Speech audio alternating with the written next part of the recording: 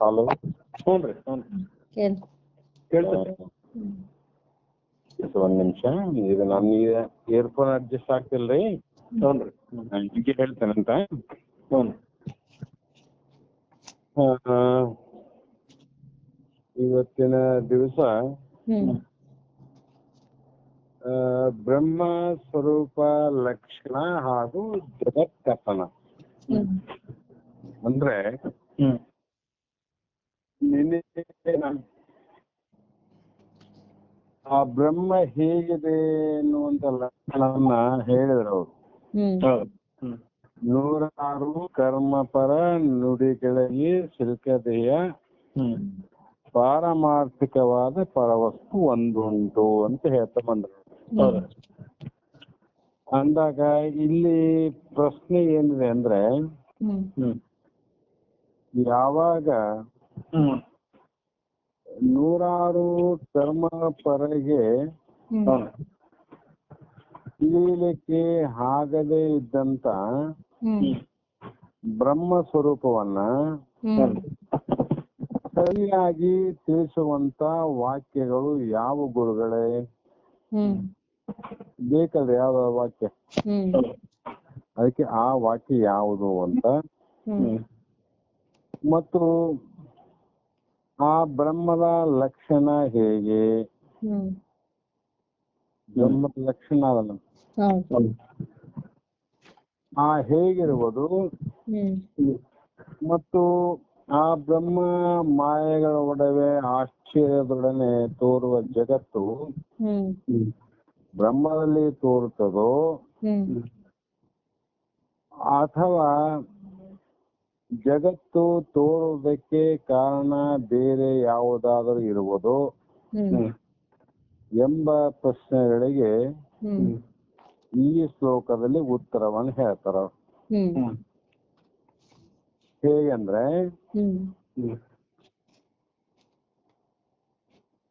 ಸತ್ತಾಯಸ ಚಿತ್ ಅದ್ವಯ ಸುಖಮಯ ಪ್ರಾಜ್ಞಾದ್ಯ ಭಾವ ಪರಿಚ್ಛೇದನ ವಸ್ತು ಮುಖ ಅನ್ಯಾತೀತ ಮುನಿಭಿ ಸ್ಮಾತ. ಹಲೋ ಕೇಳ್ತಲ್ರ? ಸ್ವಯಂ ತುಲ್ಯತೆ ಏತಸ್ಮಿನ್ ಸ್ವಗತಾದಿ ಭೇದ ವಿಮುಖೆ ಆಳಯೋ ರೋಧ ಅಳಿಯಂ ಸೋದಶಿ ಅಲ್ಪತರಹ ಪರಣಾವ ಇವ ಸ್ಥೇಮಾನಂ ಆತ್ಮನ್ವತೆ ಅಂತ ಈ ಒಂದು ಸಂಸ್ಕೃತ ಹೇಳ್ತಾರೆ. ಇದರ ಟೀಕಾ ಅಂತಕ್ಕಂಥದ್ದು ಹೇಗೆಂದ್ರೆ, ಸಿದ್ಧ ಅದ್ವಯ ಅಂತ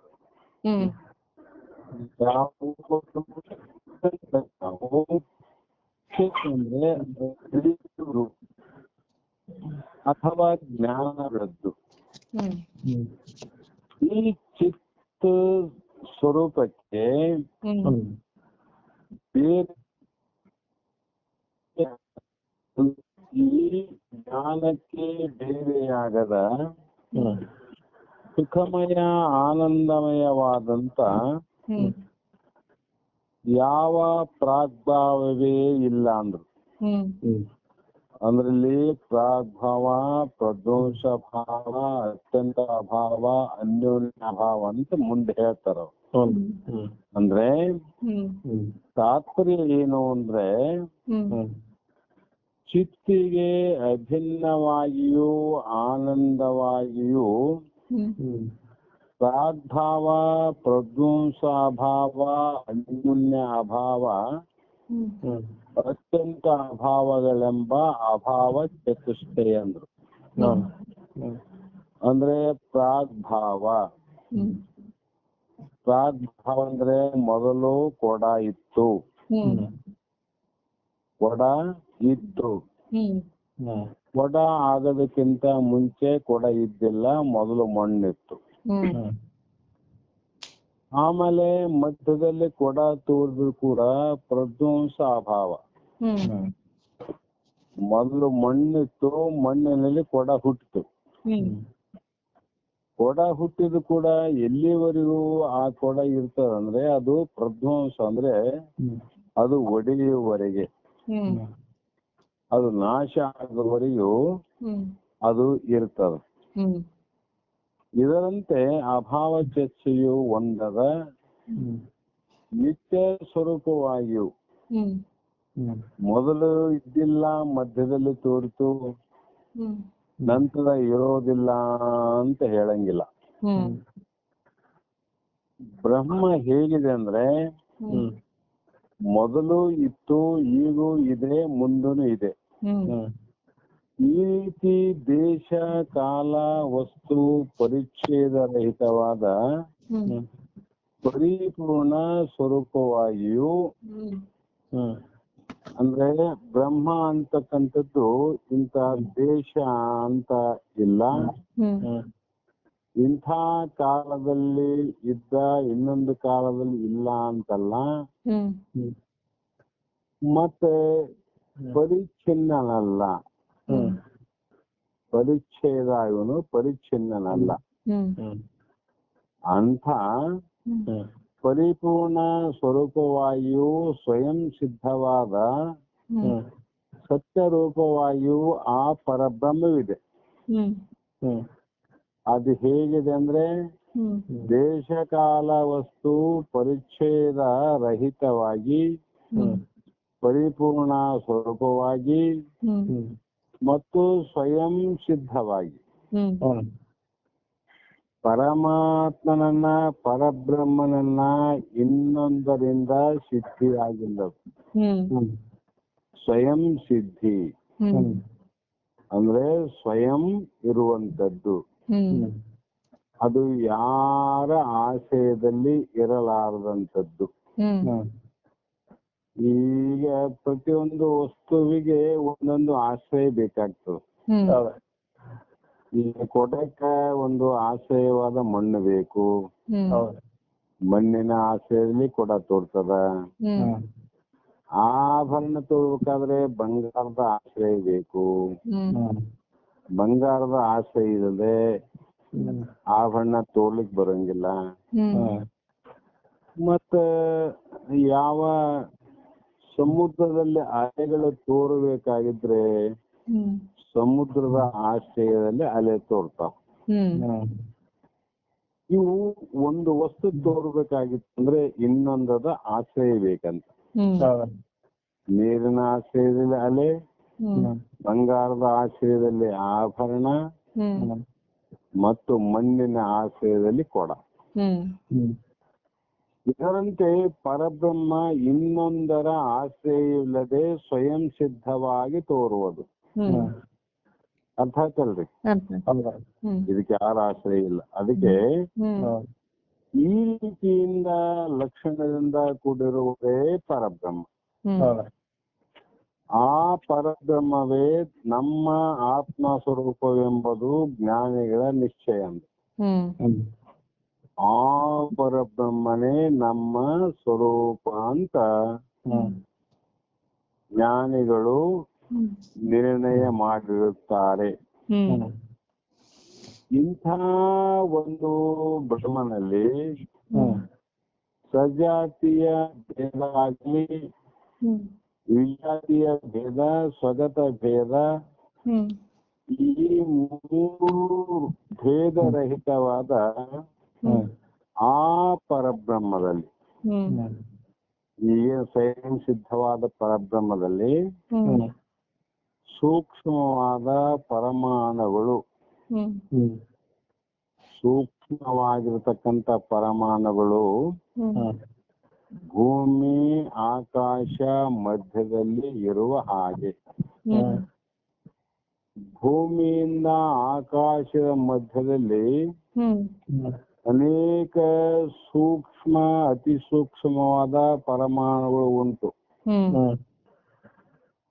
ಆ ರೀತಿ ಇರುವ ಹಾಗೆ ಆ ಪರಬ್ರಹ್ಮದಲ್ಲಿ ಅನೇಕ ಬ್ರಹ್ಮಾಂಡಗಳು ಉಂಟು.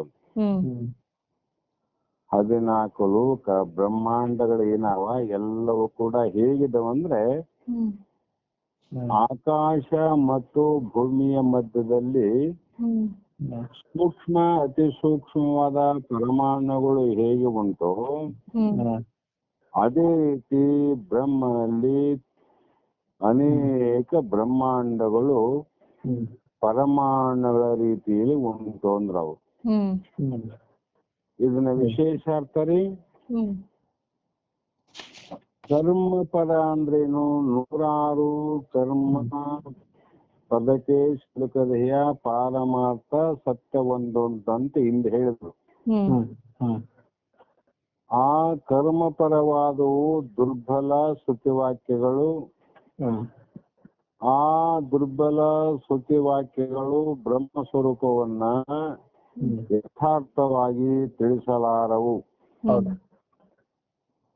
ಅಂದಾಗ ಆ ಕರ್ಮಪರ ಶ್ರುತಿವಾಕ್ಯಗಳು ಇದ್ದಕ್ಕಿದ್ದಂತೆ ತಿಳಿಸಲಾರವು ಅಂದ್ರೆ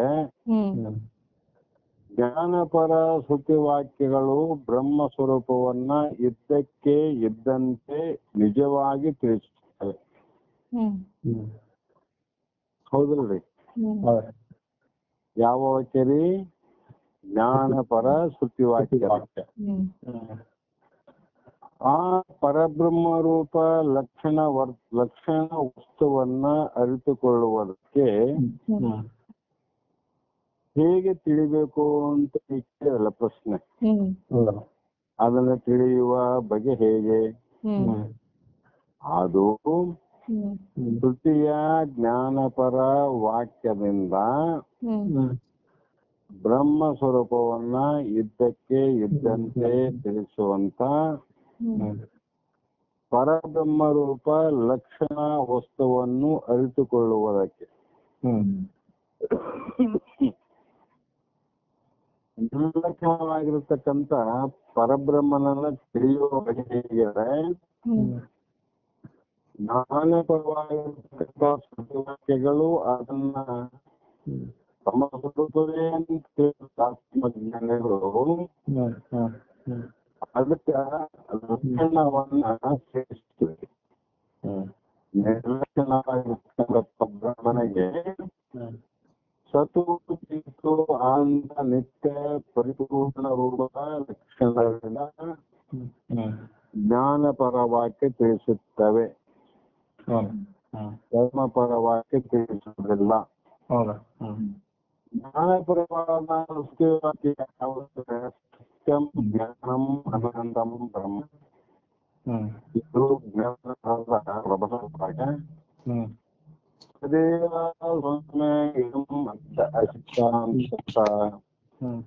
ಇದು ಕೂಡ ಜ್ಞಾನದ ವಾಕ್ಯ. ಮತ್ತು ಪ್ರಜ್ಞಾನ ಧನ ಅಂತಕ್ಕಂಥದ್ದು ಇಷ್ಟು ವಾಕ್ಯವು ಪರಬ್ರಹ್ಮಕ್ಕಿರುವ ಧ್ರುವ ಲಕ್ಷಣವನ್ನ ಮಾಡಿ ಆನಂದೋ ಗುಣೈತಿ ಯವರ ವಿಜ್ಞಾನ ಏಕಾನಂದ ಬ್ರಹ್ಮ ಅನ್ನುವಂತ ಈ ವಾಕ್ಯಗಳು ಕಟ್ ಆಗ್ತೈತೆ ಸ್ವಲ್ಪ ದೂರ ಕೇಳಿಸ್ತಾ ಇಲ್ಲ. ಒಂದ್ ನಿಮಿಷ ಯಾಕೆ ಆಗ್ತದೆ? ಹಲೋ, ಈಗ ಕೇಳ್ಸತ್ತೆ. ಕೇಳ್ಸರಿ? ಕೇಳ್ಸತ್ರಿ, ಕ್ಲಿಯರ್ ಐತೆ. ಅಂದ್ರೆ ಸತ್ಯಂ ಜ್ಞಾನಂ ಅನಂತಂ ಬ್ರಹ್ಮ ಸದೇವ ಸೌಮ್ಯ ಇದಂ ಮಧ್ಯ ಅಶಿತ ಇತ್ಯಾದಿ ಜ್ಞಾನಪರ ವಾಕ್ಯಗಳು ಪರಬ್ರಹ್ಮಕ್ಕಿರುವ ಸದ್ರೂಪ ಲಕ್ಷಣವನ್ನ ಸದ್ರೂಪ ಚಿದ್ರೂಪ ಆನಂದ ನಿತ್ಯ ಪರಿಪೂರ್ಣ ಲಕ್ಷಣವನ್ನ ಈ ಶ್ರುತಿವಾಕ್ಯಗಳು ಪ್ರತಿಪಾದನೆ ಮಾಡುತ್ತವೆ. ಅಂದರೆ ನಿನ್ನ ಅನುಭವಕ್ಕೆ ತಂದು ಕೊಡುತ್ತವೆ. ಕಾರಣ ಒಂದೊಂದು ವಾಕ್ಯದಲ್ಲಿ ಆನಂದೋ ಬ್ರಹ್ಮೇತಿ ವ್ಯಜಾನಾತ್ ವಿಜ್ಞಾನೇ ಏಕಾನಂದ ಬ್ರಹ್ಮ. ಈ ಶ್ರುತಿವಾಕ್ಯ ಪರಬ್ರಹ್ಮನ ಆನಂದದ ಲಕ್ಷಣವನ್ನ ತಿಳಿಸ್ಕೊಡ್ತದೆ. ಹೌದು. ಆನಂದ ರೂಪ ಲಕ್ಷಣವನ್ನ ಪ್ರತಿಪಾದನೆ ಮಾಡ್ತದೆ. ಹ್ಮ್ ಇನ್ನೊಂದು ಸತ್ಯವಾಕ್ಯ ಪರಬ್ರಹ್ಮ ಹೇಗೆ ಅಂದ್ರೆ ಪರಿಪೂರ್ಣ ಅಂತು. ಹ್ಮ್ ಪರಿಪೂರ್ಣ ಅನ್ನೋದಕ್ಕೆ ಆಕಾಶವತ್ ಸರ್ವಗತಸ್ಯ ನಿತ್ಯ ಅಂದ್ರು. ಹ್ಮ್ ಆಕಾಶ ಹೇಗೆ ಪರಿಪೂರ್ಣವಾಗಿದೆಯೋ ಹ್ಮ್ ಅದೇ ಪ್ರಕಾರವಾಗಿ ಪರಬ್ರಹ್ಮ ಪರಿಪೂರ್ಣವಾಗಿದೆ. ಹ್ಮ್ ಈ ವಾಕ್ಯ ಏನ್ ಮಾಡ್ತದಂದ್ರೆ ಬ್ರಹ್ಮಕ್ಕಿರುವ ನಿತ್ಯ ಸ್ವರೂಪದ ಲಕ್ಷಣವನ್ನ ಸೂಚನೆ ಮಾಡ್ತಾವ. ಹ್ಮ್ ಮತ್ತೆ ಆಕಾಶವತ್ ಸರ್ವಗತಸ್ಯ ನಿತ್ಯ ಮಹಿತೋ ಮಹಿಯಾನ್ ಅನ್ನುವಂತ ಸತ್ಯವಾಕ್ಯ ಹ್ಮ್ ಪರಬ್ರಹ್ಮಕ್ಕಿರುವ ಪರಿಪೂರ್ಣ ಸ್ವರೂಪದ ಲಕ್ಷಣವನ್ನ ವ್ಯಕ್ತಪಡಿಸುತ್ತದೆ. ಹ್ಮ್ ಅಂದ್ರೆ ಪರಬ್ರಹ್ಮಕ್ಕಿರುವ ಪರಿಪೂರ್ಣ ಸ್ವರೂಪ ಅಂತ. ಹ್ಮ್ ಪರಿಪೂರ್ಣ ಅಂತ ಯಾವ್ದಕ್ಕಂತೀವ್ರಿ ಅಂದ್ರೆ ಎಲ್ಲಾ ಕಡೆ ಯಾವುದು ಇದೆಯೋ ಅದು ಪರಿಪೂರ್ಣ. ಪರಿಪೂರ್ಣ. ಎಲ್ಲಾ ಕಡೆ ಯಾವುದಿದೆಯೋ ಅದು ಪರಿಪೂರ್ಣ ಅಂತ ಅಷ್ಟೇ ಅಲ್ಲ, ಹ್ಮ್ ಎಲ್ಲಾ ಕಡೆ ಯಾವುದು ಇದೆಯೋ ಹ್ಮ್ ಮತ್ತು ಎಲ್ಲಾ ಕಾಲದಲ್ಲಿ ಇದೆಯೋ ಹ್ಮ್ ಎಲ್ಲಾ ವಸ್ತುಗಳಲ್ಲಿ ಇದೆಯೋ ಹ್ಮ್ ಅದು ಪರಿಪೂರ್ಣ. ಹ್ಮ್ ಈಗ ನಾವು ಜ್ಞಾನಕ್ಕೆ ಹೋದಾಗ ಹಂಗೆ ವಿಚಾರ ಮಾಡ್ಬೇಕಲ್ವ. ಹ್ಮ್ ಆ ಕಾರಣವಾಗಿ ಹ್ಮ್ ಇಲ್ಲಿ ಇತ್ಯಾದಿ ಶ್ರುತಿವಾಕ್ಯಗಳು ಪರಬ್ರಹ್ಮಕ್ಕಿರುವ ಸ್ವರೂಪ ಪರಿಪೂರ್ಣ ಸ್ವರೂಪದ ಲಕ್ಷಣವನ್ನ ವ್ಯಕ್ತಪಡಿಸುತ್ತವೆ. ಅಂದರೆ ಬ್ರಹ್ಮನ ಲಕ್ಷಣ ಏನು ಅಂತ ತಿಳ್ಕೊಂಡ್ರೆ ಅಲ್ಲಿ ಸಚ್ಚಿದಾನಂದ ನಿತ್ಯ ಪರಿಪೂರ್ಣನೆಂಬ ಸ್ವರೂಪ ಲಕ್ಷಣದಿಂದ ಲಕ್ಷಿತವಾದದ್ದೇ ಆ ಪರಬ್ರಹ್ಮ. ಪರಿಪೂರ್ಣವಾದ ವಸ್ತುವನ್ನ ಪರಿಪೂರ್ಣದಿಂದೇ ಲಕ್ಷ್ಯಕ್ಕೆ ತರಬೇಕಂತ, ಅಪೂರ್ಣವಾದಂತ ವಸ್ತುವನ್ನ ಅಪೂರ್ಣತೆಯಿಂದೇ ತಿಳಿಬೇಕು ವಿನಃ ಪೂರ್ಣವಾದ ವಸ್ತುವನ್ನ ಪೂರ್ಣತ್ವದಿಂದನೇ ತಿಳಿಬೇಕು. ಕಾರಣ ನಾವು ಆಗಾಗ್ಗೆ ಹೇಳ್ತೀವಿ, ಸಮುದ್ರಕ್ಕೆ ಸಮುದ್ರವೇ ಪ್ರಮಾಣ. ಸಮುದ್ರವನ್ನ ತಿಳಿಬೇಕಾಗಿದ್ರೆ ಸಮುದ್ರವನ್ನೇ ನೋಡದೆ ಸಮುದ್ರ ಅಂತ ನಾವು ಬೇರೆ ಸಮುದ್ರಕ್ಕಿಂತ ಇನ್ನೊಂದು ಉಪಮಾನ ಉದಾಹರಣೆಯನ್ನು ಕೊಟ್ಟು ತೋರಿಸಲಿಕ್ಕೆ ಬೇರೆ ಸಮುದ್ರಗಳು. ಸಮುದ್ರ ಅಂದ್ರೆ ಸಮುದ್ರ, ಸಮುದ್ರಕ್ಕೆ ಸಮುದ್ರವೇ ಪ್ರಮಾಣದಲ್ಲಿ ಲಕ್ಷ್ಯ ಮಾಡಬೇಕು. ಕಾರಣ ಅಂದ್ರೆ ಸಮುದ್ರ ಬಹಳ ವಿಶಾಲವೇ ಇರ್ತದೆ. ಆ ಕಡೆ ನೋಡಿದ್ರೆ ನೀರೇ ನೀರಿರ್ತದ. ಆ ನಂತರ ಸಮುದ್ರದಲ್ಲಿ ಅದ್ಭುತವಾದ ಆಶ್ಚರ್ಯಕರವಾದ ಅಲೆಗಳು ಏಳುತ್ತವೆ ಮತ್ತು ಮುಳುಗುತ್ತವೆ. ಇದನ್ನೇ ಸಮುದ್ರ ಅಂತ ಅನ್ನಬೇಕು ಅಂತ ತಿಳ್ಕೊಬೇಕು ನಾವು. ಮತ್ತೆ ನಾವು ಬೇರೆ ಏನಾದ್ರು ನೋಡಿ ಸಮುದ್ರವನ್ನ ಲಕ್ಷ್ಯಕ್ಕೆ ಇಟ್ಕೊಂಡ್ರೆ ನಾವು ಸಮುದ್ರವನ್ನ ನೋಡಿ ಸಮುದ್ರ ಲಕ್ಷ್ಯ ಆಯ್ತು ನಮ್ಗೆ, ಹೌದು ಇದು ಸಮುದ್ರ ಅಂತ.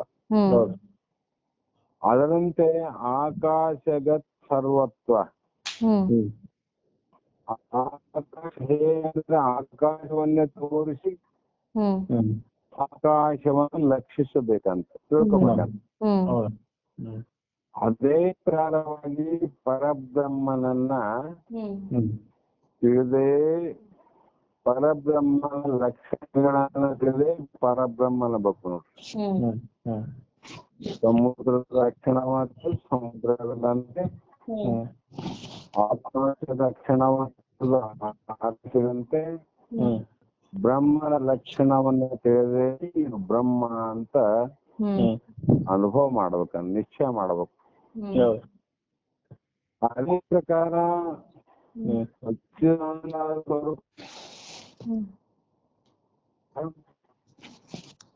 ಇದು ಹೇಗಂದ್ರೆ ಕಾಲತೆಯ ಆಧಾರಿತ ಅದುವೇ ಸತ್ಯತಲು. ಅದು ಇದ್ರು ಕಾಲತೆ ಅಂದ್ ನೋಡ್ರಿ. ಭೂತಕಾಲ, ವರ್ತಮಾನ ಕಾಲ, ಭವಿಷ್ಯತ್ ಕಾಲ, ಈ 3 ಕಾಲದಲ್ಲಿ ನಾಶವಾಗಲಾರದೆ ಇರುವುದೇ ಸತ್ಯತಲು.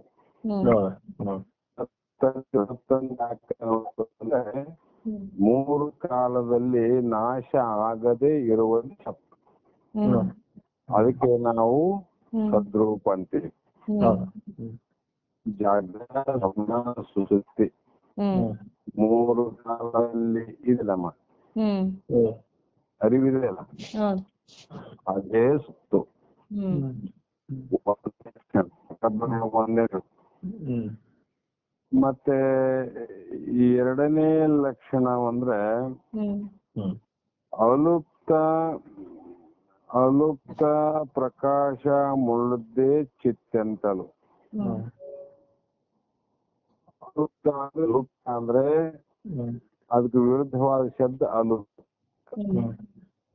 ಯಾವಾಗಲೂ ಪ್ರಕಾಶದಿಂದ ಅರಿಯುವುದೇ, ಸ್ವಯಂ ಪ್ರಕಾಶದಿಂದ ತಿಳಿಯುವುದು.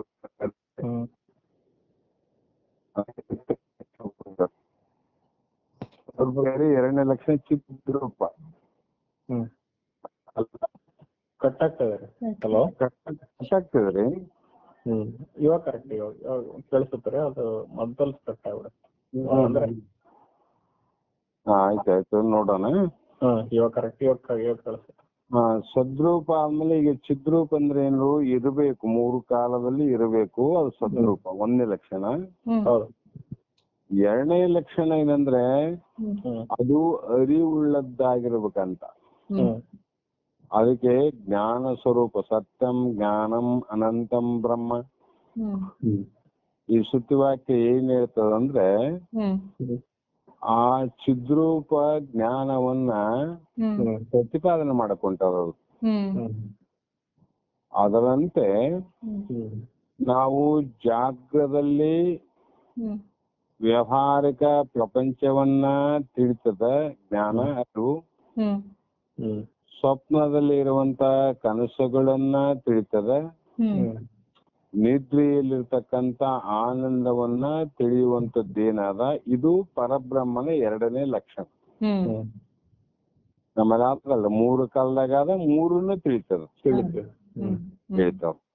ಅದರಂತ 2ನೇ ಲಕ್ಷಣ. ಮತ್ತು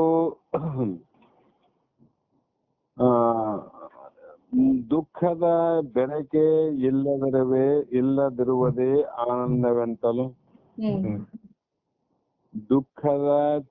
ದುಃಖದಲ್ಲಿ ಕೂಡಲಾರದು ಯಾವುದಿದೆ ಅದು ಆನಂದ. ದುಃಖದಲ್ಲಿ ಕೂಡಬಾರ್ದು ನೋಡ್ರಿ. ಅಂದ್ರೆ ಪರಬ್ರಹ್ಮ ಹೇಗಿದೆ ಅಂದ್ರೆ ದುಃಖದಲ್ಲಿ ಎಂದಿಗೂ ಕೂಡಲಾರದು ವಸ್ತು. ಅದು ಮರಣದಲ್ಲಿ ಕೂಡಲ್ಲ,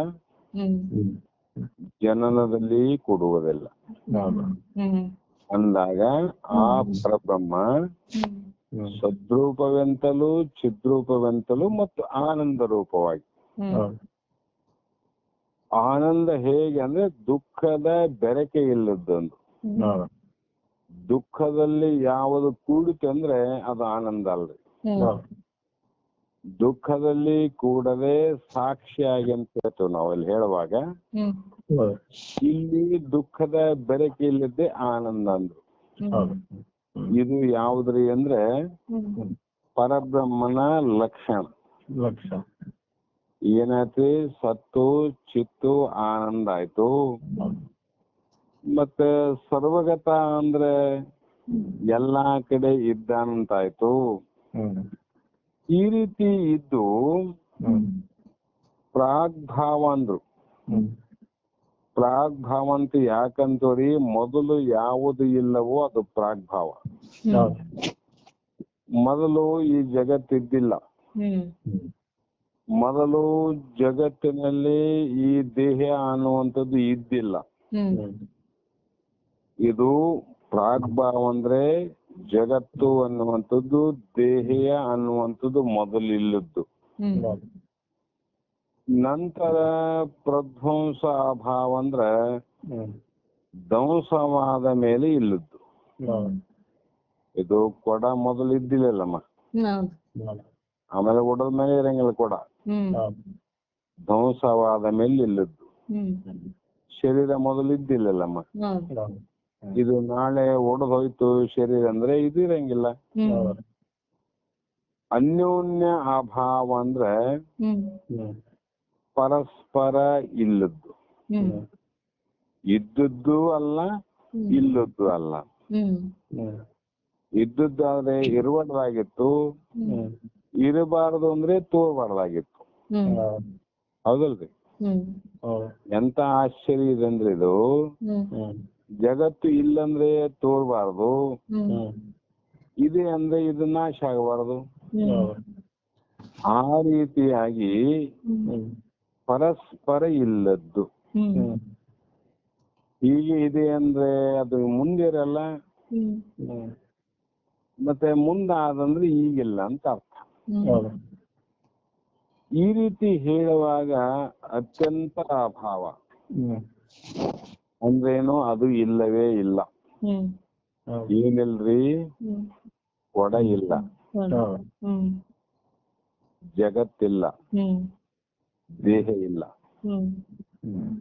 ಕೊಡ ಮೊದಲಿಲ್ಲ, ಜಗತ್ತು ಸೃಷ್ಟಿಯ ಪೂರ್ವಕವಾಗಿ ಇದ್ದಿಲ್ಲ, ಹುಟ್ಟೋದಕ್ಕಿಂತ ಮುಂಚೆವಾಗಿ ದೇಹ ಇದ್ದಿಲ್ಲ. ಹೌದಿಲ್ಲ ಡಾಕ್ಟ್ರೆ? ಇದು ನಮ್ಗೆ ಅನುಭವಕ್ಕಾದೀಗ. ಮತ್ತೆ ಮೊದಲು ಇದ್ದದ್ದು ಯಾವ್ದ್ರಿ? ಕೊಡ ಇಲ್ಲ ಅಂದ್ರೆ ಕೊಡಕ್ಕಿಂತ ಪೂರ್ವದಲ್ಲಿ ಯಾವ ಇದ್ದಿತ್ತು? ಮಣ್ಣಿತ್ತು. ಮತ್ತೆ ಈಗ ಧೂಳಾಗಿ ಒಡೆದೋಗದಲ್ರಿ, ಒಡೆದ ಮೇಲೆ ಏನದ? ಮಣ್ಣದ ಅದಲ್ರಿ. ಅಂದ್ರೆ ಮೊದಲು ಬ್ರಹ್ಮನೇ ಆದ, ಕೊನೆಗೂ ಬ್ರಹ್ಮನೇ ಇರೋದು. ಮೊದಲು ಮಣ್ಣಾದ, ಕೊನೆಗೂ ಮಣ್ಣೇ ಇರೋದು. ಮಧ್ಯ ಕಾಲದಲ್ಲಿ ತೋರಿದಂತ ಕೊಡ ಅನ್ನುವಂಥದ್ದು ನಾಶ ಆಗೋದು.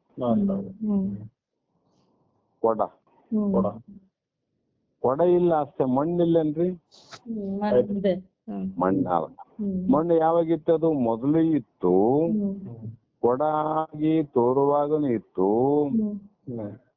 ಕೊಡ ಒಡೆದ ಕೂಡ ಅದು ಮಣ್ಣಾದ. ಅದೇ ಪ್ರಕಾರವಾಗಿ ನಿತ್ಯ ಅಂದ್ರೆ ಯಾವಾಗಲೂ ಜಗತ್ತು ಉತ್ಪತ್ತಿ, ನೀ ಹುಟ್ಟೋದಕ್ಕಿಂತ ಮುಂಚೆ ನೀನಿದ್ದಿ, ಮಧ್ಯದಲ್ಲಿ ದೇಹ ತೋರ್ತದ. ಈ ದೇಹ ನಾಶ ಆದ್ಮೇಲೆ ಏನ್ ಉಳಿತದ ಅಂದ್ರೆ ಆ ಮಣ್ಣು ಉಳಿದಂತೆ ಪರಬ್ರಹ್ಮ ಒಂದೇ ಉಳಿಮೆಯಾಗಿರುವುದು, ಅದನ್ನೇ ಇರೋದು. ಅದಕ್ಕೆ ಅತ್ಯಂತ ಅಭಾವ. ಕೊಡ ಅಂಬುದು ಇಲ್ಲೇ ಇಲ್ಲ ಅಂದವ್ರು, ಜಗತ್ತಂಬುದು ಇಲ್ಲೇ ಇಲ್ಲ, ದೇಹ ಎಂಬುದು ಇಲ್ಲೇ ಇಲ್ಲ. ಇರೋದೇನಂದ್ರೆ ಆ ಪರಬ್ರಹ್ಮ ಒಂದೇ ಅಂತ ಅರ್ಥ. ಈ ರೀತಿ ನಿತ್ಯವೆಂತಲೂ ಮತ್ತೆ ದೇಶದಿಂದಲೂ ಕಾಲದಿಂದಲೂ ಅದು ವಸ್ತುವಿನಿಂದಲೂ ಪರಿಚ್ಛೇದವಿಲ್ಲದೆ ಪರಿಪೂರ್ಣ ಅಂದ್ರ, ಎಲ್ಲಾ ಕಾಲಗಳಲ್ಲಿ, ಎಲ್ಲಾ ವಸ್ತುಗಳಲ್ಲಿ ಮತ್ತು ಎಲ್ಲಾ ದೇಶಗಳಲ್ಲಿ ಇರುವಂತದ್ದೇ ಪರಿಪೂರ್ಣ ಅಂತ 5 ಲಕ್ಷಣ ಹಿಡಿದ್ರು ನೋಡಮ್ಮ. ಈಗ ನಿತ್ಯ, ತದ್ರೂಪ, ಚಿದ್ರೂಪ, ಆನಂದ, ನಿತ್ಯ, ಪರಿಪೂರ್ಣ. ಈ ರೀತಿ ತಿಳಿಬೇಕು ಅಂದವರು. ಇದನ್ನ ತಿಳಿಸೋದಕ್ಕೆ ಹೋದ್ರೆ ಜ್ಞಾನಪರವಾದ ಶ್ರುತಿವಾಕ್ಯಗಳಲ್ಲಿ ಉಂಟು ವಿನಃ ಕರ್ಮಪರ ವಾಕ್ಯಗಳಲ್ಲಿ ಈ ಒಂದು ಜ್ಞಾನದ ವಿಶೇಷತೆ ಅಲ್ಲಿಲ್ಲ. ಇಂಥ ಸಚ್ಚಿದಾನಂದ ಲಕ್ಷಣಾತ್ಮಕವಾದದ್ದೇ ಬ್ರಹ್ಮ. ಬ್ರಹ್ಮನ ಲಕ್ಷಣ ಏನಂತ ಕೇಳಿದ್ರು, ಅದಕ್ಕೆ ಲಕ್ಷಣವನ್ನು ಹೇಳಿದ್ರು ಅವರು. ಮತ್ತು ಇಂಥ ಬ್ರಹ್ಮವೇ ನಮ್ಮ ಆತ್ಮ ಸ್ವರೂಪವೆಂತಲೇ. ಹೌದು. ಯಾಕೆ ಕಂಡ್ರು ಜ್ಞಾನಿಗಳು ಅಪರೋಕ್ಷವಾಗಿ ಅರಿತು ಆನಂದ ಪಡುತ್ತಾರೆ. ಹೌದು. ಜ್ಞಾನಿಗಳು ಆನಂದ ಪಡ್ತಾರಮ್ಮ, ಅಜ್ಞಾನಿಗಳು ದುಃಖ ಪಡುತ್ತಾರೆ ಅಂತ ಅರ್ಥ. ಮತ್ ಇದಕ್ಕ ಶ್ರುತಿ ಅಂದ್ರೆ ವೇದದಲ್ಲಿ ಏನ್ ಹೇಳ್ತದಂದ್ರೆ, ವೇದ ಅಹಮೇತ ಮಜರಂ ಪುರಾಣಂ ಸರ್ವಾತ್ಮಂ ಸರ್ವಗತಂ ವಿಭೂತ್ವಾತ್ವ, ಅಜರವಾಗಿಯೂ ಪುರಾಣವಾಗಿಯೂ ಸರ್ವಾತ್ಮ ರೂಪವಾಗಿಯೂ ಸರ್ವಗತವಾಗಿಯೂ ಯಾವುದು ಇರುವುದು ಆ ಬ್ರಹ್ಮವನ್ನೇ ಅಪರೋಕ್ಷವಾಗಿ ತಿಳಿಯುತ್ತಿದ್ದೇನೆ. ಜ್ಞಾನಿಗಳು ಏನ್ ತಿಳಿದ್ರು ಅಂದ್ರೆ, ವೇದದಲ್ಲಿ ಹೇಳುವಂತ ಪುರಾಣದಲ್ಲಿ ಕೂಡ ಹೇಳಿದಂತೆ ಸರ್ವಾತ್ಮಾನಂ ಸರ್ವಗತಂ ವಿಭುತ್ವಾತ್ ಅಂತ ಹೇಳ್ತಲ್ಲಿ. ಅಂದ್ರೆ ಅಜರವಾಗಿಯೂ, ಅಜರ ಅಂದ್ರೆ ಯಾವಾಗಲೂ, ಅಜರಾಮರ್ ಅಂತಾರ ನೋಡ್ರಿ, ಅಂದ್ರೆ ಯಾವಾಗ್ಲೂ ಇರೋದು. ಪುರಾಣವಾಗಿಯೂ ಅಂದ್ರೆ ಹಳೆಯದಾಗಿದು, ಹಳೇದದು. ಮತ್ತು ಸರ್ವರ ಆತ್ಮರೂಪವಾಗಿಯೂ ಯಾವುದು ಇದೆ ಆ ಬ್ರಹ್ಮವನ್ನ ಅಪರೋಕ್ಷವಾಗಿ ತಿಳಿಯುತ್ತಿದ್ದೇನೆ. ಈ ಶ್ರುತಿವಾಕ್ಯದಿಂದ ಜ್ಞಾನಿಗಳು ಬ್ರಹ್ಮಾತ್ಮರಲ್ಲಿ ಅಭೇದದಿಂದ ಇರುತ್ತಾರೆಂಬುದೇ ವ್ಯಕ್ತವಾಗುತ್ತದೆ. ಈ ರೀತಿ ಜ್ಞಾನಿಗಳು ತಿಳ್ಕೊಂಡ ಕಾರಣದಿಂದ ಅವರಲ್ಲಿ ಭೇದ ಬುದ್ಧಿ ಇಲ್ಲದಿರುವುದರಿಂದ ಅಭೇದವಾದ ಪರಮಾತ್ಮನೇ ನಾನು ಅನ್ನುವಂತೆ ಇರುತ್ತಾರೆ ಎಂಬುದಕ್ಕೆ ಇದು ಒಂದು ಪ್ರಮಾಣ ಅಂದ್ರ ಅವ್ರು. ಅಂದ್ರೆ ಜ್ಞಾನಿಗಳು ಪರಬ್ರಹ್ಮವೇ ತಮ್ಮ ಸ್ವರೂಪವೆಂದು ತುಲನಾತ್ಮಕ ದೃಷ್ಟಿಯಿಂದ ನಿಶ್ಚಯಿಸುತ್ತಾರೆ. ವಿಚಾರದ್ವಾರ ದೃಷ್ಟಿಯಿಂದ ಅವರು ನಿಶ್ಚಯ ಮಾಡದೆ ವಿನಃ ಅವಿವೇಕಿಗಳಂತೆ ಕರ್ಮಪಟರಂತೆ ನಿಶ್ಚಯ ಮಾಡಿದಂತ ಶ್ರುತಿ ವಾಕ್ಯಗಳೆಲ್ಲ ಬ್ರಹ್ಮಜ್ಞಾನಿಗಳ ಅನುಭವನ ಅದಲ್ಲ. ಅಂಥ ಬ್ರಹ್ಮದಲ್ಲಿ ಯಾವ ಭೇದ ಇಲ್ಲ. ಸ್ವಗತ ಭೇದನೇ ನನ್ನಲ್ಲೇ ಭೇದ. ನಾನು ಒಬ್ಬನೇ ಇದ್ದನ್ರಿ ಪರಮಾತ್ಮ, ಅವನಲ್ಲಿ ಏನಾದ್ರು ಸ್ವಲ್ಪ ಭೇದ ಆವೇನಂದ್ರೆ ಆ ಭೇದ ಇಲ್ಲ ಅಂತ. ನಮ್ಮಲ್ಲೇ ಸ್ವಗತವಾಗಿ ವಿಚಾರ ಮಾಡಿದಾಗ ಒಂದೇ ದೇಹದಲ್ಲಿ ಅನಂತ ಭೇದಗಳವ. ಕೈ ಕಾಲಿಗೆ ಭೇದ ಅದ, ಕಣ್ಣು ಕಿವಿಗೆ ಭೇದ ಅದ, ಬಾಯಿಗೆ ಮೂಗಿಗೆ ಭೇದ ಅದ.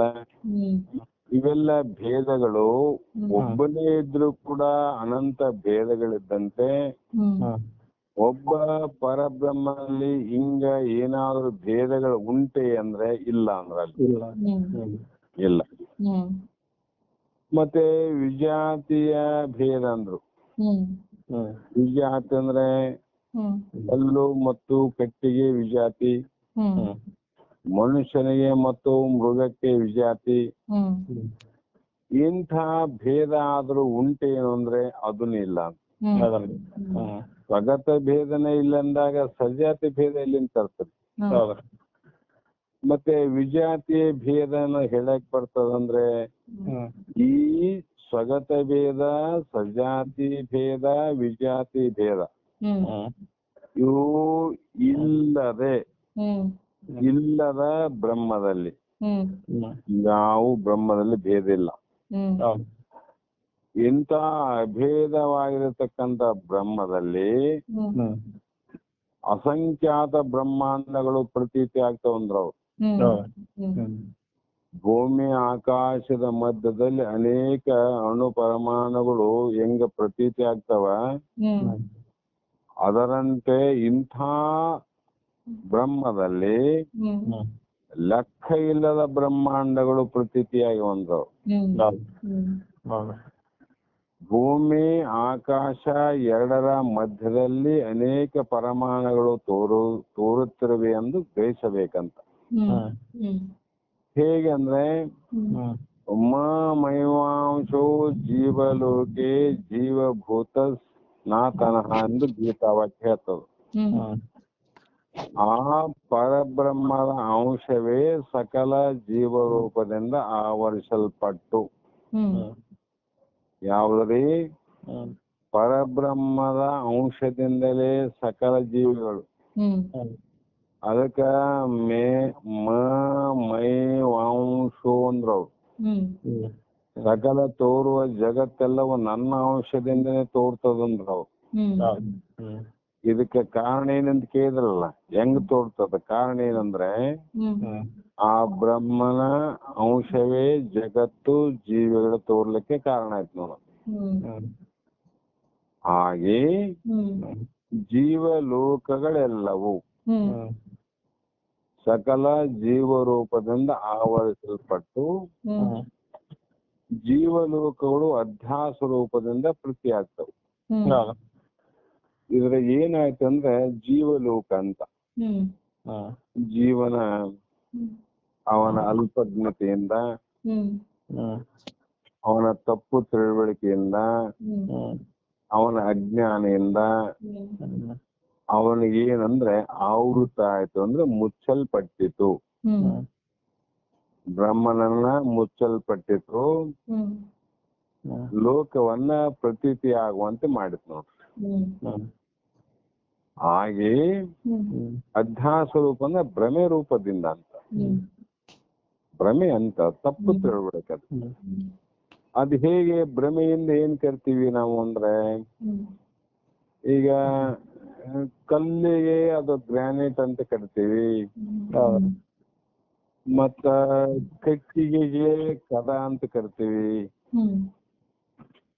ಕದ ಆದ ನಮ್ಮಲ್ಲಿ ಕಟ್ಟಿಗೆಗೆ ಕಟ್ಟಿಗೆಯಲ್ಲಿ ಕದ ಇಲ್ಲ, ಮಣ್ಣಿನಲ್ಲಿ ಕೊಡ ಇಲ್ಲ, ಬಂಗಾರದಲ್ಲಿ ಆಭರಣ ಇಲ್ಲ, ಸಮುದ್ರದಲ್ಲಿ ನೀರಿಲ್ಲ. ಆದರೆ ನಾವು ಭ್ರಮೆಯಿಂದ ನೀರಿಗೆ ಸಮುದ್ರ ಅಂತೀವಿ, ಬಂಗಾರಕ್ಕೆ ಆಭರಣ ಅಂತೀವಿ, ಕಟ್ಟಿಗೆ ಕದ ಅಂತೀವಿ. ಈ ರೀತಿಯಾಗಿ ಇರುವಂತ ಪರಬ್ರಹ್ಮಕ್ಕೆ ನಾವು ಜಗತ್ತಂತ ಕರಿತೀವಿ ಎಂಬ ಅಭಿಪ್ರಾಯವನ್ನ ಸ್ಪಷ್ಟನೆ ಮಾಡ್ತದೆ ಇಲ್ಲಿ. ಒಟ್ಟಾರೆ ಆತ್ಮವೇತ್ತರು ಅಂದ್ರೆ ತಮ್ಮ ಸ್ವರೂಪ ಸಾಕ್ಷಾತ್ಕಾರವನ್ನ ಮಾಡಿಕೊಂಡಂತ ಬ್ರಹ್ಮಾತ್ಮರಲ್ಲಿ ಭೇದವಿಲ್ಲೆಂದು ತಿಳಿತಿರುತ್ತಾರೆ. ಅವ್ರಿಗೆ ಯಾವ್ದ್ರಲ್ಲಿ ಭೇದ ಇಲ್ರಿ? ಅಲೆಗಳಿಗೂ ಸಮುದ್ರಕ್ಕೂ ಭೇದ ಇಲ್ಲ, ಆಭರಣಕ್ಕೂ ಬಂಗಾರಕ್ಕೂ ಭೇದ ಇಲ್ಲ, ಮಣ್ಣಿಗೂ ಮಡಿಕೆಗೂ ಭೇದ ಇಲ್ಲ, ಜಗತ್ತಿಗೂ ತಿಳ್ಕೊಂಡದಕ್ಕೆ ಅವ್ರೇನಾದ್ರಿ ಆತ್ಮಜ್ಞಾನಿಗಳಾದಲ್ಲ. ಈ ಪರಬ್ರಹ್ಮನ ತಿಳಿಯುವುದು ಮತ್ತು ತಿಳಿದ ಮೇಲೆ ಅದು ತಿಳಿದಂತೆ ಇರುವುದು, ಆನಂದ ಪ್ರಕಟವಾಗುವುದು. ಇದನ್ನೇ ಆ ಸಂಸ್ಕೃತ ಶ್ಲೋಕದ ಕನ್ನಡದಲ್ಲಿ ಅರಿಯೇ ಸಚ್ಚಿತ್ತು ಸುಖ ಸ್ವರೂಪದೋಳ್ ಇರುತ್ತ ನಿತ್ಯವೂ ಪೂರ್ಣವಾಗಿರುತ್ತಿರುವ ಬ್ರಹ್ಮವ. ಅರಿಯೇ ಅಂದ್ರೆ ನೀನ್ ತಿಳಿದ ಮೇಲೆ ಆ ಬ್ರಹ್ಮ ಹೇಗೆ ಅಂದ್ರೆ ಸತ್ತು ಚಿತ್ತು ನಿತ್ಯ ಆನಂದ ಪರಿಪೂರ್ಣ ಸ್ವರೂಪದೋಳಿರುತ್ತ ಮತ್ತೆ ನಿತ್ಯವೂ ಪೂರ್ಣವಾಗಿರ್ಬೋದು.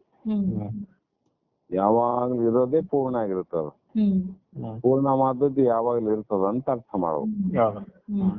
ಈ ರೀತಿ ಲಕ್ಷಣದಿಂದ ಕೂಡಿದ ಬ್ರಹ್ಮವು ಅದೇ ತನ್ನ ನಿಜ ರೂಪವೆಂದು, ಆ ಬ್ರಹ್ಮ ಸ್ವರೂಪವೇ ನನ್ನ ನಿಜವಾದ ಸ್ವರೂಪ ಅಂತ ತಿಳ್ಕೊಂಡು ಅವರು ಕೂಡ ಅರಿತಿರುವರು. ಬ್ರಹ್ಮದಲ್ಲಿ ತೋರಿರುವ ಅಖಿಲ ಜಗಂಗಳ ಆಕಾಶ ಮರೆ ಚಲಿಸುವ ಅತಿ ಸೂಕ್ಷ್ಮ ಪರಮಾಣುಗಳ ಪರ್ಯಂತೆ ಅಂತ ಹೇಳಿದ್ರು. ಹಿಂಗೆ ತೋರ್ತಾವಂತ ಈ ಶ್ಲೋಕದ ಅಭಿಪ್ರಾಯವನ್ನು ಹೇಳಿದ್ರು ನೋಡ್ರಿ. ಈ ಮಾತ್ರ ಮುಂದಿನ ಶ್ಲೋಕದಲ್ಲಿ ಯಾವ ಸಚ್ಚಿದಾನಂದ ನಿತ್ಯ ಪರಿಪೂರ್ಣ ಲಕ್ಷಣದಿಂದ ಕೂಡಿದ್ದೇ ಪರಬ್ರಹ್ಮವೊಂದು, ಅದೇ ಯಥಾರ್ಥವಾದದ್ದು ಅಂದ್ರೆ ಸತ್ಯವಾದದ್ದು ಅಂತ ತಿಳಿದು, ಆದರೆ ಆ ಸಚ್ಚಿದಾನಂದ ನಿತ್ಯ ಪರಿಪೂರ್ಣವೆಂಬ ಲಕ್ಷಣಗಳಿಗೆ ಬೇರೆಯಾಗಿ ಬ್ರಹ್ಮ ವಸ್ತುವನ್ನ ಪ್ರತಿಪಾದಿಸುವ ಜನರು ಉಂಟೆ? ಈ ರೀತಿಯಾಗಿ ಇರುವಂತ ಸಚ್ಚಿದಾನಂದ ನಿತ್ಯ ಪರಿಪೂರ್ಣವಾಗಿ ಲಕ್ಷಣದಿಂದ ಕೂಡಿರೋದನ್ನ ಕೆಲವು ಜನರು ಸಚ್ಚಿದಾನಂದ ನಿತ್ಯ ಪರಿಪೂರ್ಣನೆಂಬ ಲಕ್ಷಣಗಳಿಗೆ ಬೇರೆಯಾಗಿ ಈ ಲಕ್ಷಣಗಳಿಗಿಂತ ಬೇರೆ ಲಕ್ಷಣದಿಂದ ಬ್ರಹ್ಮ ಅದ ಅಂತ ಪ್ರತಿಪಾದನೆ ಮಾಡುವ ಜನರುಂಟೆ? ಅಂತವ್ರು ಯಾರೇನು ಜಗತ್ತಿನಲ್ಲಿ? ಒಂದು ಪಕ್ಷ ಆ ಜನಗಳಿದ್ದರೆ ಅವರಿಗೆ ಸದಾದಿ ಲಕ್ಷಣಗಳಿಗೆ ಬ್ರಹ್ಮವು ಹೊರತಾಗಿರುವುದೇ? ಸಜಾತಿ ವಿಜಾತಿ ಭೇದರಹಿತವಾದದ್ದು ಅಂತ ನೀವು ಹೇಳಿದ್ರಿ, ಬ್ರಹ್ಮ ಲಕ್ಷಣ. ಕೆಲವು ಜನರು ಅದೇ ಬ್ರಹ್ಮಗೆ ಭೇದದಿಂದ ಪರಮಾತ್ಮ ಇಲ್ಲ ಅನ್ನಂಗಿಲ್ಲ. ಅವರು ಪರಬ್ರಹ್ಮ ಆದ್ರೆ ಹೇಗಿದೆ ಅಂದ್ರೆ ಸ್ವಗತ ಭೇದ, ಸಜಾತಿ ಭೇದ, ವಿಜಾತಿ ಭೇದ, ಈ ಭೇದದಿಂದ ಆರಂತ ಹೇಳಿದಾಗ ಆ ಅಭೇದದಿಂದ ಇರುವಂತ ಪರಬ್ರಹ್ಮ ಅವರಿಗೆ ಭೇದದಿಂದ ಕಾಣುತ್ತಾನೆ ಅಂತ ತಪ್ಪಾಗಲು, ತಪ್ಪು ತಿಳುವಳಿಕೆ ಉಂಟಾಗಲು ಕಾರಣ ಏನು? ಎಲ್ಲರೂ ಒಂದೇ ಪ್ರಕಾರ ಕಾಣಬೇಕಾದ್ರೆ ಮತ್ತೆ ಅವರಿಗೆ ಬೇರೆ ಯಾಕೆ ಕಾಣುತ್ತೆ? ನೀವಿದ್ರೆ ಭೇದವಾಗಿ ನೀವು ನೋಡ್ತೀರಿ, ಭೇದವಾಗಿ ಅವ್ರು ಹೇಳ್ತಾರ, ನಾವು ಹೇಳೋದು ಅದೇ ಪರಬ್ರಹ್ಮ, ನೀವ್ ಹೇಳೋದು ಅದೇ ಪರಬ್ರಹ್ಮ. ನಿಮಗೆ ಅಭೇದವಾಗಿ ಕಂಡು ಅವರಿಗೆ ಭೇದವಾಗಿ ಕಾಣಲಿಕ್ಕೆ ಆ ಭೇದದಿಂದ ತೋರುವ ನೋಡುವ ತಪ್ಪು ತಿಳುವಳಿಕೆ ಉಂಟಾಗಲು ಅವರಿಗೆ ಕಾರಣ ಏನು ಎಂಬ ಪ್ರಶ್ನೆಗಳಿಗೆ ಈ ಮುಂದಿನ ಸೂತ್ರದಲ್ಲಿ ಅವರು ಹೇಗೆ ಅಂದ್ರೆ ಸುಂಟಾಗ್ರರು ಅಂತ ಈ ಶ್ಲೋಕದಲ್ಲಿ ಹೇಳ್ತಾರಮ್ಮ. ಅಂದ್ರೆ ಅವರಿಗೆ ತಪ್ಪು ತಿಳುವಳಿಕೆಗೆ ಮೂಲ ಕಾರಣ ಏನಂದ್ರೆ ಶ್ರುತಿಯ ಗೂಢಾರ್ಥವನ್ನ ತಿಳಿಯಲಾರದೆ ತಪ್ಪಂತ. ಬೇರೆ ಏನು ವಿಷಯ ಇಲ್ಲ ಅವ್ರಿಗೆ, ಶ್ರುತಿಯ ವಾಚಾರ್ಥವನ್ನ ವಿಚಾರ ಮಾಡಿದ್ರು ವಿನಃ ಗೂಢಾರ್ಥವನ್ನ ಅರಿಯದೆ ಅವರ ತಪ್ಪು ತಿಳುವಳಿಕೆಗೆ ಕಾರಣ ಅಂತ ಇಲ್ಲಿ ಹೇಳ್ತಾರ.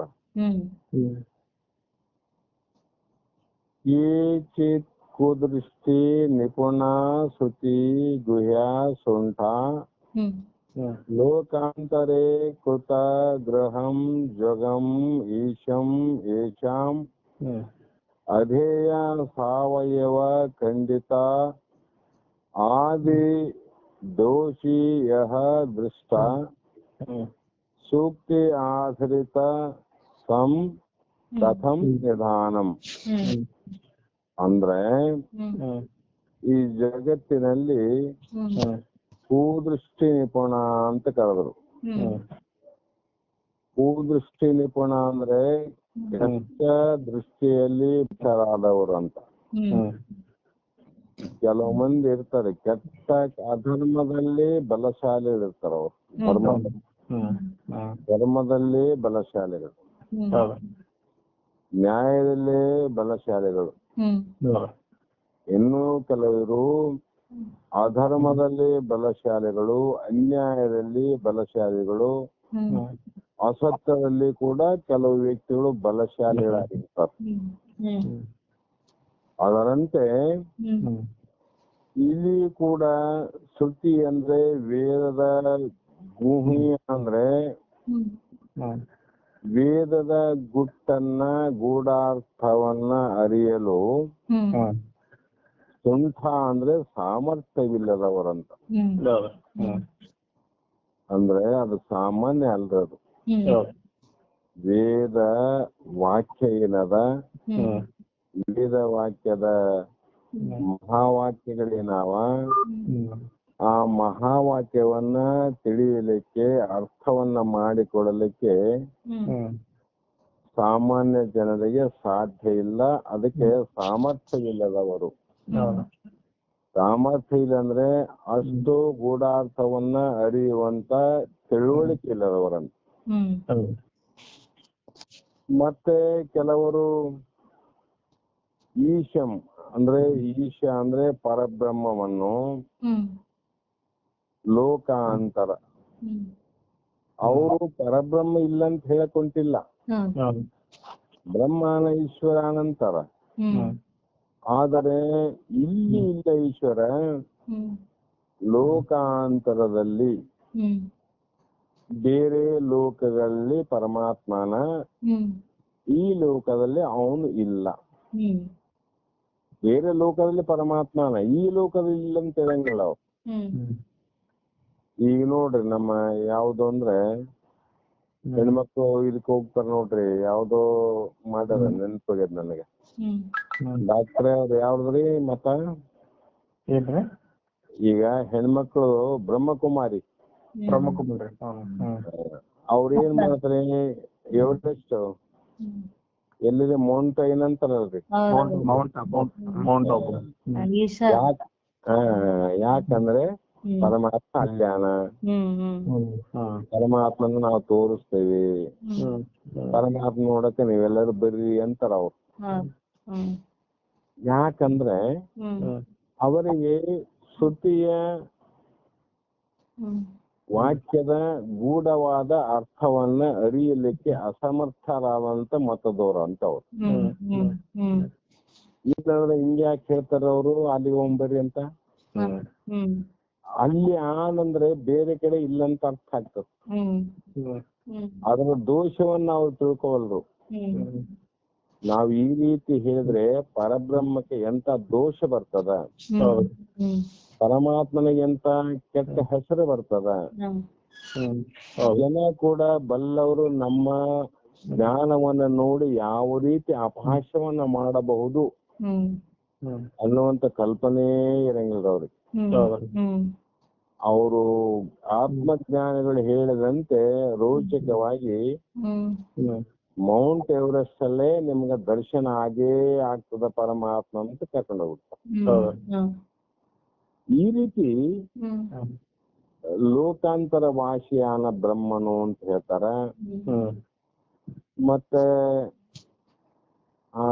ಅಧೇ ಅಂದ್ರೆ ಆಶ್ರಿತತ್ವ, ಸಾವಯವ ಅಂದ್ರೆ ಅವಯವಗಳಿಂದ ಕೂಡಿರುವಿಕೆ.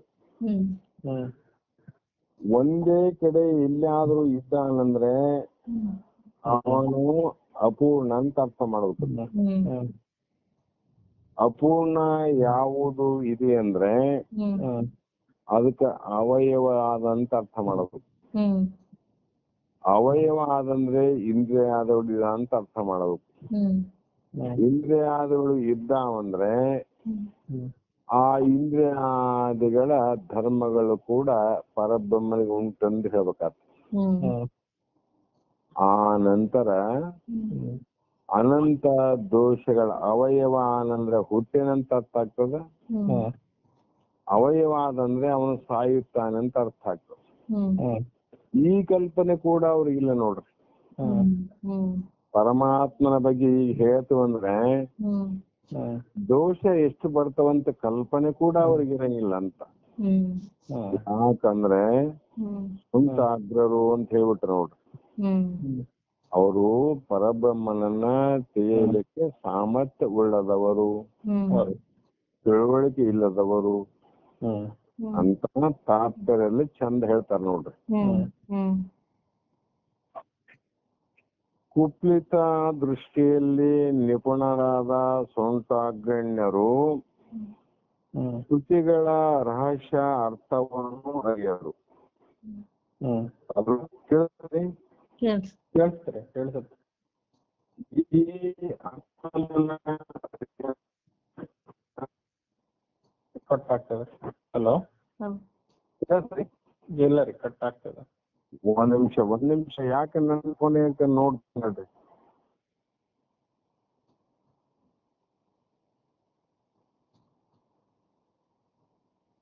ಹಲೋ ಹಲೋ, ಈಗ ಕೇಳಿಸುತ್ತೆ. ಕೇಳ್ತದ್ರಿ? ಕೇಳಿಸುತ್ತೆ. ಸರಿ ಕೇಳ್ಸಲ್ರಿ? ಈಗ ಕೇಳಿಸುತ್ತೆ. ಅಂದ್ರೆ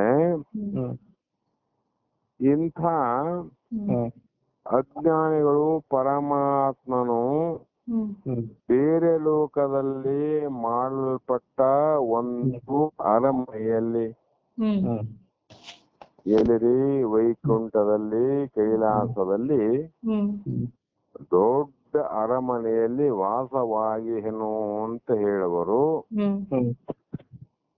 ಮತ್ತ ಇವರ ಹೇಳಿಕೆಯನ್ನ ವಿಚಾರ ಮಾಡಿದ್ರೆ ಒಬ್ಬ ವ್ಯಕ್ತಿ ಒಂದು ಮನೆಯಲ್ಲಿ ವಾಸ ಮಾಡಿದಂತೆ ಪರಮಾತ್ಮನು ಕೂಡ ಅವನು ಒಂದು ಅರಮನೆಯಲ್ಲಿ ವಾಸ ಮಾಡ್ಯಾನಂದ್ರೆ,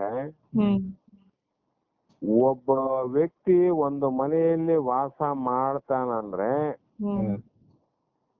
ಅವನು ಮನುಷ್ಯನೇ ಆಗಿರ್ಬೇಕು ವಿನಃ ಬ್ರಹ್ಮನ ಆಗಲಿಕ್ಕೆ ಬರೋದಿಲ್ಲ. ಹೌದ್ರಿ? ಕಾರಣ ಆ ಪರಮಾತ್ಮಗ ಏನಂತ ಹೇಳ್ಬೇಕ್ರಿ, ಅಖಂಡಿತನಾದ ಪರಮಾತ್ಮನ ಖಂಡಿತ. ಮನೆ ದೊಡ್ಡದಾದ ಮನುಷ್ಯ ಸಣ್ಣರಿರ್ಲಿ. ಮನೆ ದೊಡ್ಡದಿದ್ದಾಗ ಮನೆಗೆ ಸಣ್ಣವರೇ ಇರ್ಬೇಕು. ಮತ್ತೆ ಆ ಲೋಕದಲ್ಲಿ ಪರಮಾತ್ಮ ಅಂದ್ರೆ ಲೋಕ ದೊಡ್ಡದಾಯ್ತು, ಪರಬ್ರಹ್ಮ ಸಣ್ಣವನ.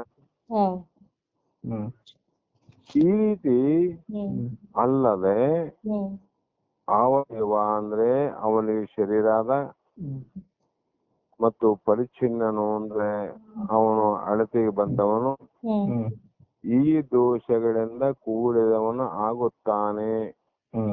ಆದ್ದರಿಂದ ಈ ಸುಂಠರ ಪ್ರಸಿದ್ಧ ಶ್ರುತಿಗಳಿಂದ ತಿರಸ್ಕೃತರಾಗುತ್ತಾರೆ. ಅವರಿಗೆ ಪ್ರಬಲವಾದ ಶ್ರುತಿವಾಕ್ಯಗಳು ಬಲ ಇಲ್ಲದೆ ಅವ್ರು ಕೇಳಲಾರದೆ ತಮ್ಮ ಶ್ರುತಿವಾಕ್ಯಗಳೇ ಪ್ರಮಾಣ ಅಂತ ಅವರು ಪ್ರಮಾಣ ಕೊಡ್ತಾರೆ ನೋಡ್ರಿ.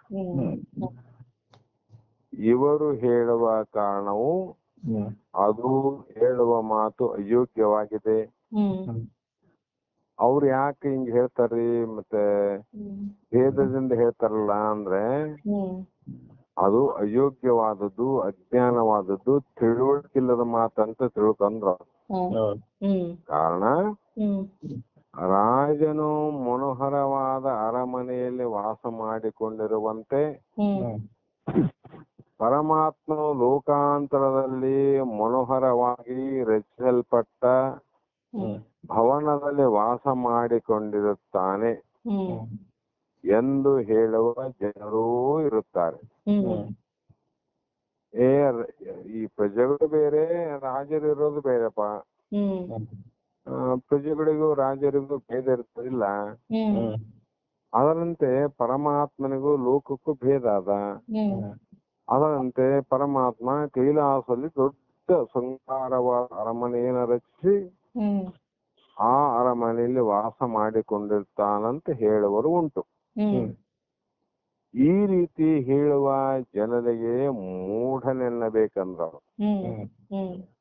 ಅಜಾಗ್ರ ಅಂದ್ರೆ, ಮೂಢ ಅಂದ್ರೆ, ಅಜ್ಞಾನಿ ಅಂದ್ರೆ, ತಿಳುವಳಿಕೆ ಇಲ್ಲದವನಂದ್ರೆ, ಅಸಮರ್ಥನಂದ್ರೆ ಒಂದೇ ಇವೆಲ್ಲ. ಏಕೆಂದರೆ ಯಾಕೆ ಮೂಢ ಅಂತ ಕರಿಬೇಕು? ಒಂದು ಕಾರಣ ಬೇಕಲ್ರಿ.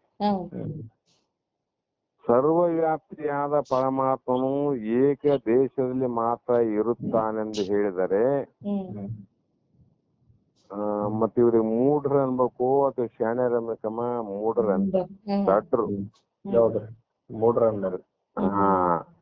ರಾಜನಿಗೆ ಇವ್ರ ಹೇಳ ಅರ್ಥ ಏನಾಗ್ತಂದ್ರೆ, ರಾಜನಿಗೆ ಮರಣದ ಅನ್ಯ ಅರ್ಥಗಳು ಸಂಭವಿಸುವಂತೆ ರಾಜ ಪ್ರಜೆಗಳಿಗಿಂತ ಭಿನ್ನವಾಗಿ ಬೆಂಗಳೂರಲ್ಲಿ ಒಬ್ಬ ರಾಷ್ಟ್ರಪತಿ ಭವನ ಅಂತ ಡೆಲ್ಲಿಯಲ್ಲಿ ಉಂಟು, ರಾಜ್ಯಪಾಲರ ಭವನ ಉಂಟು.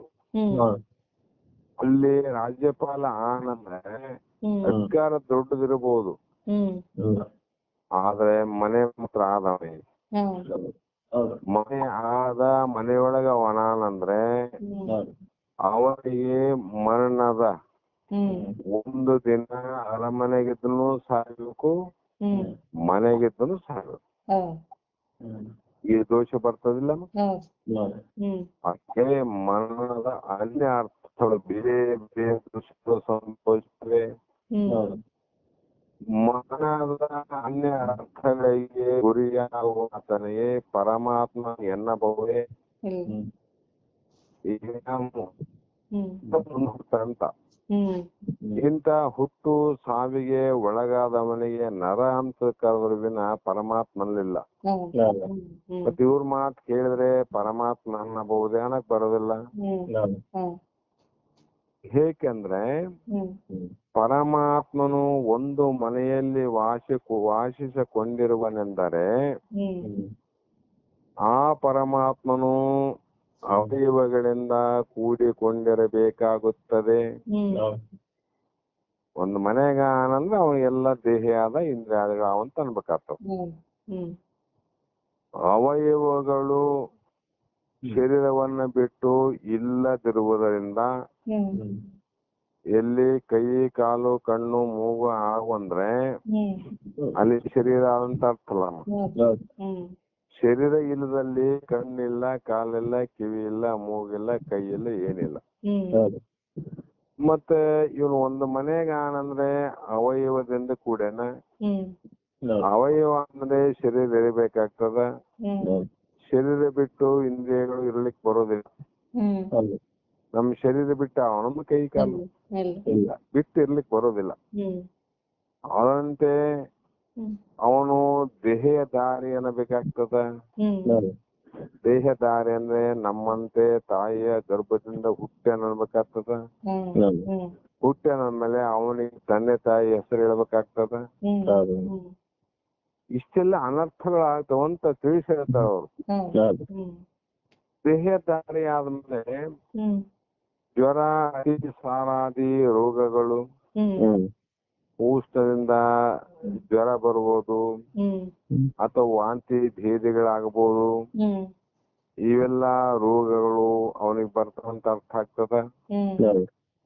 ಆ ರೋಗವನ್ನ ನಿವೃತ್ತಿಪಡಿಸಲು ನಿಮ್ಮಂತ ವೈದ್ಯರ ಅವಶ್ಯಕತೆ ಆದಂತ ಅನ್ಸ್ತದ.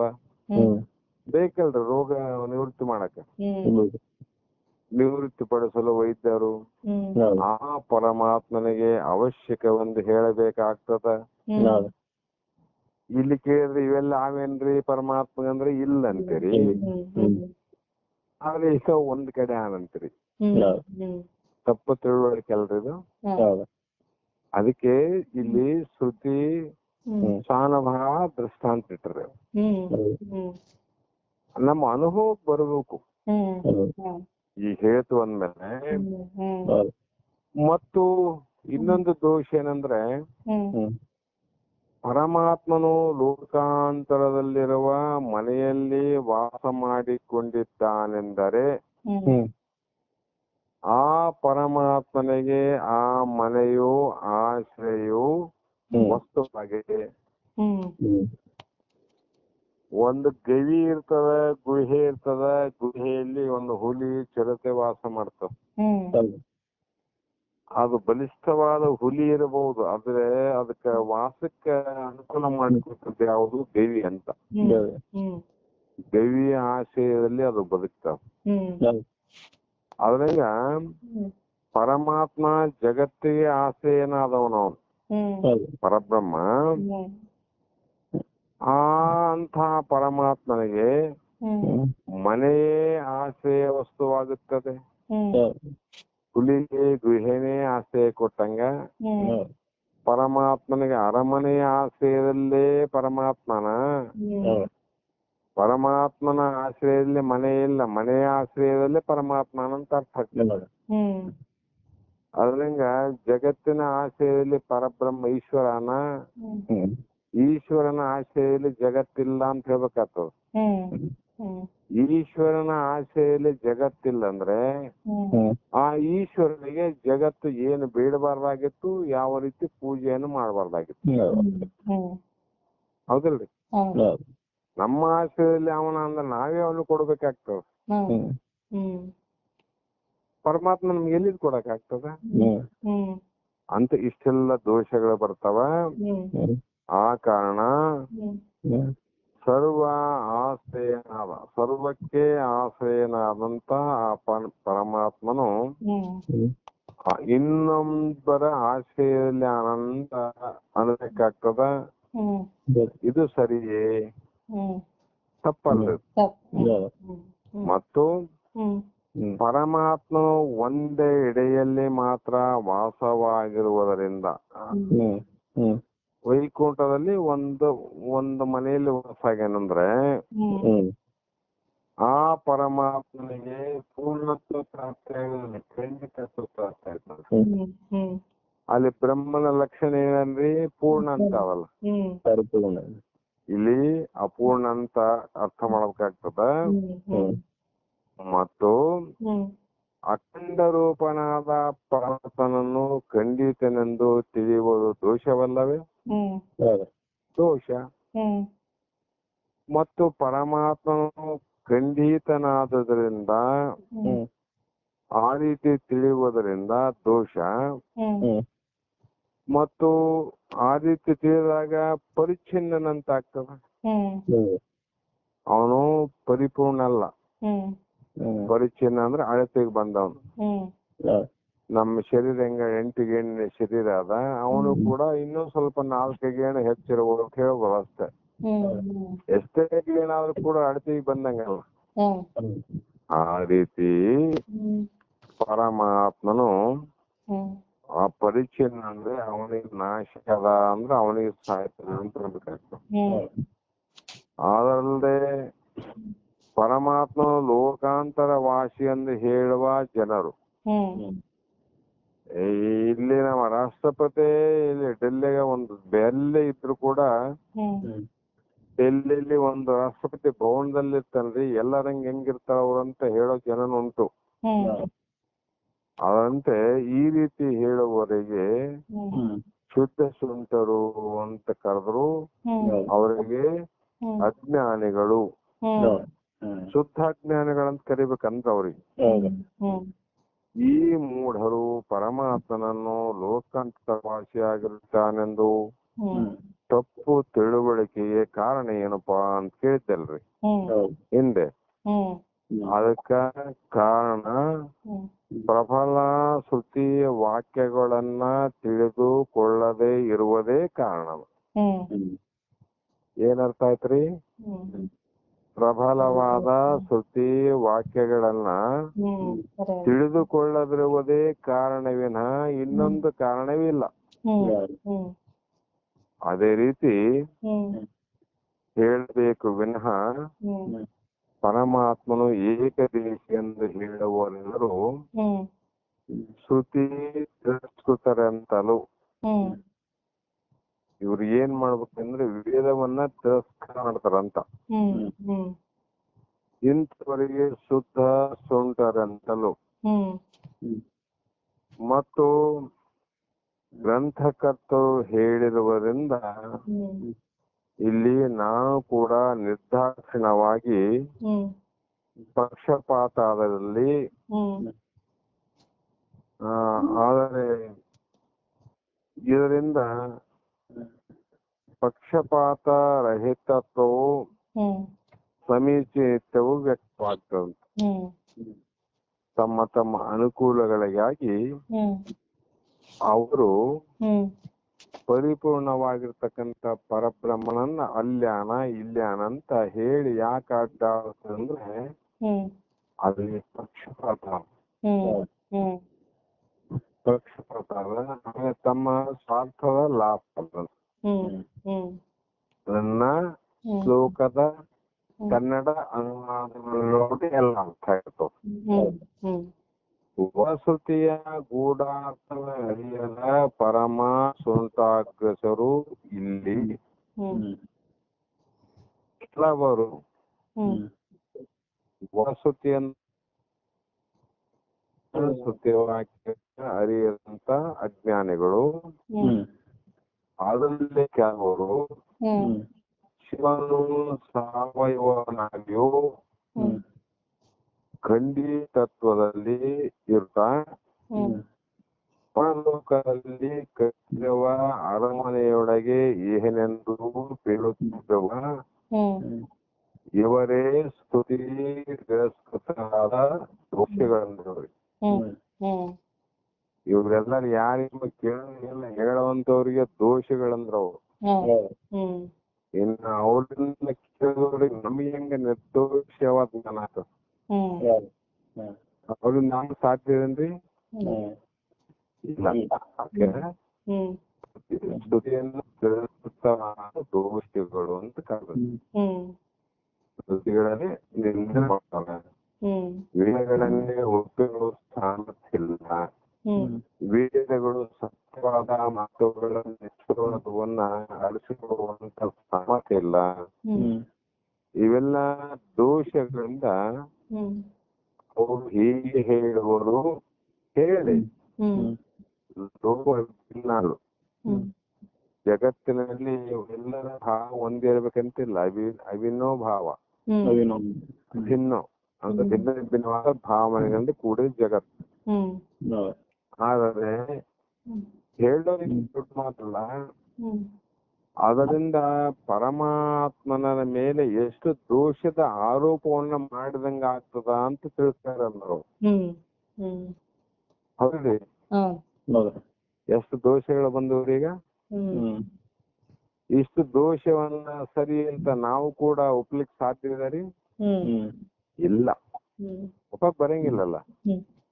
ಅದಕ್ಕೆ ಇವರಿಗೆ ತಿರಸ್ಕೃತರಾದ ದೋಷಿಗಳು ಅಂತ ಇಲ್ಲಿ ಹೇಳ್ತಾ ಬಂದ್ರು. ಮತ್ತ ಹನ್ನೊಂದ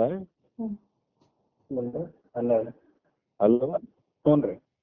ಟೈಮ್ ಎಷ್ಟಾಯ್ತ್ರಿ? 12 ಆಯ್ತು. 12 ಆದ್ರೆ ಆಯ್ತು. ಇಲ್ಲಿಗೆ ಮುಕ್ತಾಯ ಮಾಡನ್ರಿ. ನಾಳೆ ಈ ರೀತಿ ಹೇಳಿದಾಗ ಅಲ್ಲಿ ಬರುವಂತ ಪ್ರಶ್ನೆಗಳನ್ನ ಪುನಃ ವ್ಯಕ್ತ ಮಾಡಿದಾಗ ಆ ಪ್ರಶ್ನೆಗಳಿಗೆ ಸಂಶಯ ಕಡಿಮೆಗೆ ಮತ್ತೆ ಮುಂದಿನ ಶ್ಲೋಕದಲ್ಲಿ ಉತ್ತರವನ್ನು ಹೇಳ್ತಾರ. ಅದನ್ನು ಕೂಡ ಸ್ವಲ್ಪ ವಿಚಾರ ಮಾಡೋಣ. ಇದು ಡಾಕ್ಟ್ರೆ ಸತ್ಯ ಇಲ್ಲ, ಇದು ದೋಷ ಇಲ್ಲಲ್ಲ? ಇಷ್ಟು ನಮ್ಮ ನಿರ್ಣಯ ಆಗ್ಬಿಟ್ರಿ. ಯಾಕಂದ್ರೆ ಯಾರ್ಯಾರು ಏನೇನ್ ಹೇಳಿ ಅದಕ್ಕೆ ಸಂಬಂಧ ಇಲ್ಲ ನಮ್ಗ. ಯಾಕಂದ್ರೆ ಅವರೆಲ್ಲ ಅದನ್ನ ತಿಳಿಯುವಂತ ತಾಕತ್ತಿಲ್ಲ, ಸಾಮರ್ಥ್ಯ ಇಲ್ಲ, ಬಲ ಇಲ್ಲ. ಅದಕ್ಕಾಗಿ ಹಿಂಗ್ ಹೇಳ್ತಾರೆ, ಹೇಳಿ ಬರೋಲ್ಲ. ಅದ್ರಿಂದ ದೋಷ ಎಷ್ಟು ಬರ್ತದ? ಎಲ್ಲ ಅನನುಭವ, ಸ್ವಾನುಭವ ಇಲ್ಲಿಂದ ಆಗ್ತದ್ರಿ, ಆಗೋದಿಲ್ಲ. ಆಯ್ತು, ನಾಳೆ ಮತ್ತೆ ವಿಚಾರ ಮಾಡೋಣ. ನಿನಗೆ ಗ್ರಂಥ ಮುಟ್ತೇನಮ್ಮ? ಇವತ್ತು ಮುಟ್ತಿದೆ ಗುರು. ಎಷ್ಟು ಬೇಗ ಮುಟ್ಟದಲ್ಲಮ್ಮ? ಪರವಾಗಿಲ್ಲಪ್ಪ, ಸಂತೋಷ. ಆಯ್ತಮ್ಮ, ಆಯ್ತು. ನಮಸ್ಕಾರ. ನಮಸ್ಕಾರಮ್ಮ.